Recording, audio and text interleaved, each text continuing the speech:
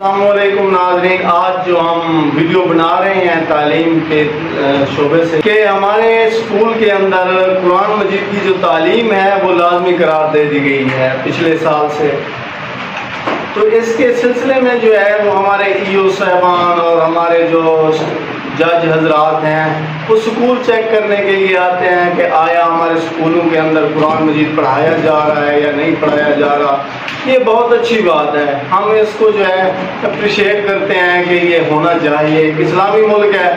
لیکن مسئلہ یہ ہے کہ اسکولوں کے اندر جو اساتذہ کرام پڑھا رہے ہیں، کیونکہ ان کی ایجوکیشن دنیاوی اعتبار سے تو بہت اعلیٰ قسم کی ہیں، لیکن قرآن مجید کیسے پڑھانا ہے بچوں کو، تو ان کے جو ہے گان ہے کہ ہمارے اسکولوں کے اندر، کالج کے اندر یا ہمارے جو یہ ادارے ہیں تو ان میں او ٹی ٹیچر جیسے پہلے لگائے جاتے تھے تو اب بھی ایسے لگائے جائیں تاکہ ہمارے جو بچے ہیں وہ قرآن مجید صحیح طریقے کے ساتھ، صحیح تلفظ کے ساتھ پڑھ سکیں۔ پھر یہ ہوتا ہے کہ بچے اکثر جو ہیں وہ بغیر وضو کے بیٹھے ہوئے ہوتے ہیں اور قرآن مجید جو ہے اس کو اٹھا کر کلاس میں بیٹھ جاتے ہیں۔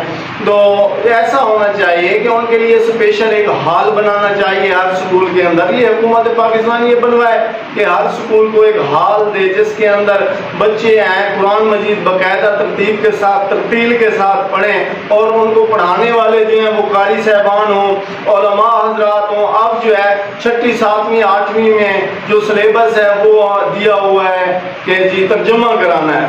تو اگر ایسے ہے کہ گزارا کرنا ہے، کاغذوں میں دکھانا ہے، پھر تو ٹھیک ہے۔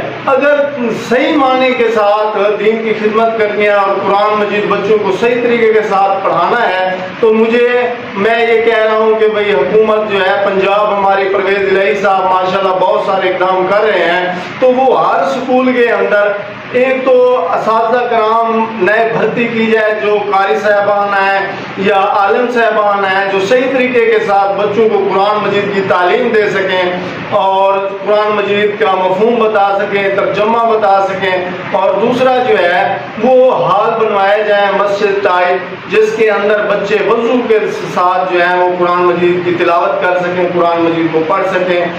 اور میں یہ امید کرتا ہوں میری یہ بات ایوان میں بیٹھے ہوئے جو لوگ ہیں، جو کرتا دھرتا ہیں، جنہوں نے یہ پالیسی بنائی ہے، اس کا صحیح ثمر ہمارے بچوں تک پہنچے۔